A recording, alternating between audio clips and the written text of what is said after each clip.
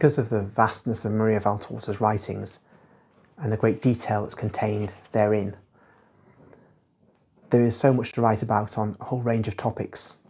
One such topic is the Shroud of Turin, and so I will do a video or videos about that on future occasions. But for now, I'll just read an extract from the notebooks of Maria Valtorta, 20th of February 1944, where Jesus is talking about the suffering in detail that he had experienced on the cross. I won't read all that, just the part pertinent to the Shroud of Turin, to give an explanation for the coloration of the shroud, or the coloration of the image that is on the shroud. It isn't the full story of how the shroud gained its imprint. Men like Father Spitzer have talked about the great energy release being needed. Obviously he's speculating, but there's much that can be said about the shroud which isn't contained in what I'm going to read now. But the coloration is an important aspect of the phenomenon of the shroud. Jesus says, "You've seen the wreath of bruises around my kidneys. You're scientists.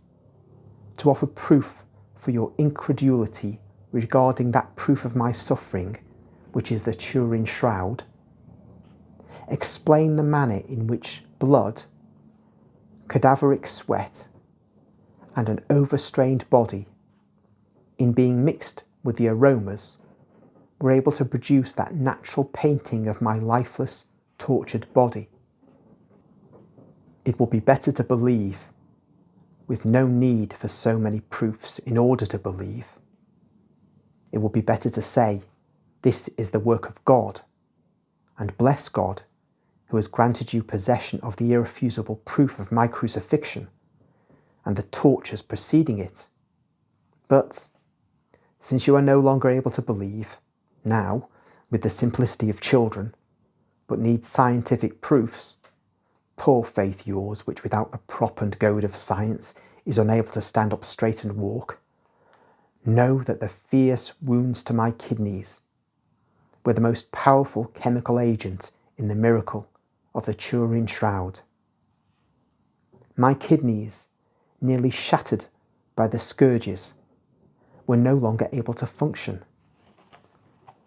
Like those of people burned in a blaze, they were unable to filter, and the urea accumulated and spread throughout my blood and my body, causing the sufferings of uremic intoxication, and the reagent transuding from my corpse, which fixed the impress upon the cloth. But whoever among you is a doctor, or whoever among you is ill with uremia, can grasp the sufferings which the uremic toxins must have caused me, so abundant as to be able to leave an indelible print."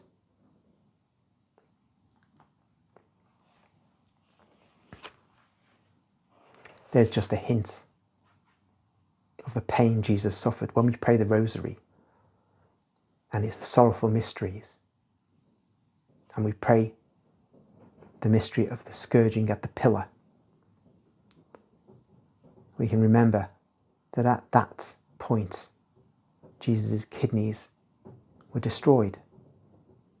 He was so badly beaten with the Roman flagrum, which is basically a stick with strips of leather and balls of metal or bone attached to the end. They were smashing his body, not merely lashing him. It makes us contemplate this passion of his much more vividly, with more specificity. And so hopefully Jesus' words enlightening us about an aspect of his suffering here, more of which I'll go into on other videos. Hopefully that helps us come closer to him.